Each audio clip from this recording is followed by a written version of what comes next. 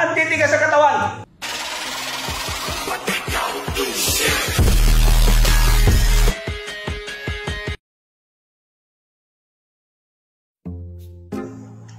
Alam niyo mga tol, namimiss ko rin yung lolo ko eh. Kaya ba, namimiss niyo ba yung mga lolo niyo? Sa akin, miss na miss ko yung lolo ko. Siyempre. Yung nagturo sa akin ng mga talent eh. Siyempre ako, namimiss ko rin yung lolo ko. Talent? Ay tayo, ano ba ang mga talent ng lolo nyo? Ay, kung usapan talent eh, yung lolo ko, napaka-flexible nun. Ay, maganda yan ah. Sa sobrang flexible ng lolo ko, alam niyo yung container? Oh, kasya siya doon. Ganun ka-flexible ng lolo ko, talented. Galing yung lolo mo ah. Siyempre, talented yun eh. Pero wala yan sa lolo ko eh. Bakit? Yung lolo mo sa container? Oh, flexible. Lolo ko, sa sobrang lambot ng katawan nun, at yung buto nun, sobrang lambot.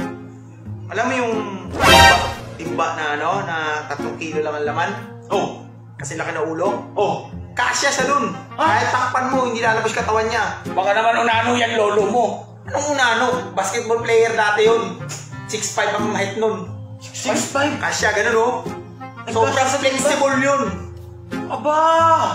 Anong katindi ang Pero hindi May iba tayo Yung lolo mo, container. Container. Lolo mo, Hindi mga flexible yan. Ano?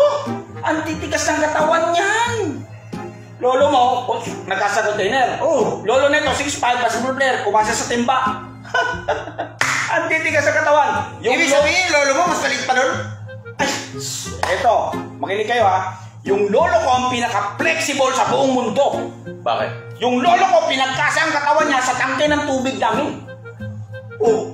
Ang flexible dun eh. Tangke ng tubig, napakalaki nun. Loloko yata tayo eh. Kasya dun. Siyempre, tatlo tayo kasi tayo talaga sa tangke. Yan ang kasi lolo ko. Paano naging flexible yun? Kasi, ganito yun Nung pumasok ang lolo ko sa tangke, flexible nga siya, di ba? Oo. Sabi ng lolo ko, ako pinaka-flexible sa buong mundo. Pumasok. Isip-isip mo, ba't laki-laki ng tangke? Di eto ngayon. Ang tagal ng lolo kong hindi lumabas, di ba? Nauhaw ako sa kakantay. Oh. Pagbukas ko ng gripo, puta lumabas yung lolo ko!